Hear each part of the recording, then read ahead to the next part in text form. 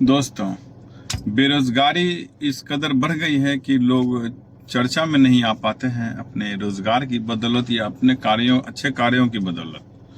तो दोस्तों, आजकल इस तरह से लोग चर्चा में आना चाहते हैं, उसके एक ही विकल्प हैं कि एक विशेष समुदाय को टारगेट करो, विशेष समुदाय के खिलाफ अपशब्द भाषाओं का इस्तेमाल करो, विशेष समुदाय से आप सवाल कीजिए, एक से एक अटपटा सा प्रश्न कीजिए, अनर्गल सवाल कीजिए और आप चर्चा में आ जाएंगे। कुछ लोग आपके धर्म के से जोड़कर उसको नारा दे देते हैं, वो चर्चा में आ जाते हैं। ये बड़ा आसान तरीका आजकल अपने चर्चा में चर्चित होने का एक आसान रास्ता, लेकिन उनका करियर नहीं होता। चर्चित तो कुछ दिनों के लिए हो जाता है, करियर उनका द एंड हो जाता है, मतलब वो उनकी कैफियत ही ख़त्म हो जाती है।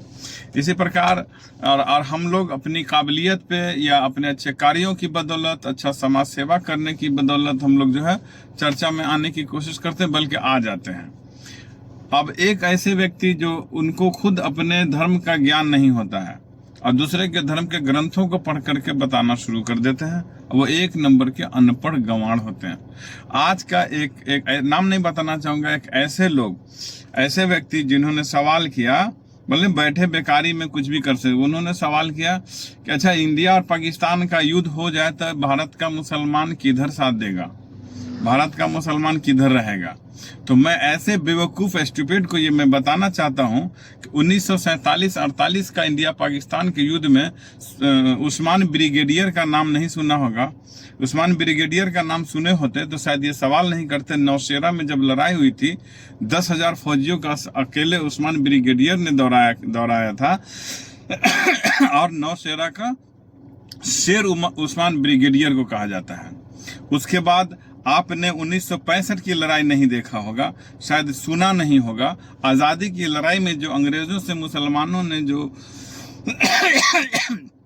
लड़ाई करने के लिए जो हिस्सा लिया, जो अहम रोल अदा किया, उसको तो छोड़ दीजिए, आप भूल गए होंगे या अनपढ़ होंगे। नजर भी ताजा इंडिया और पाकिस्तान के सवाल पे मैं जवाब दे रहा हूँ कि उस्मान ब्रिगेडियर 1965 में वीर अब्दुल हमीद का नाम आपने सुना होगा, शायद नहीं तो पता कर लेंगे आप कि उनका क्या अहम वो भूमिका रही जो 1965 की लड़ाई में पाकिस्तान के खिलाफ, और उन्हें कौन सी उपाधि मिली।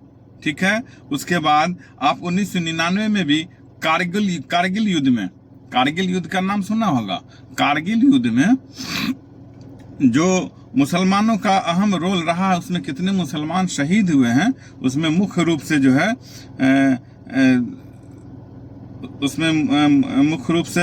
कैप्टन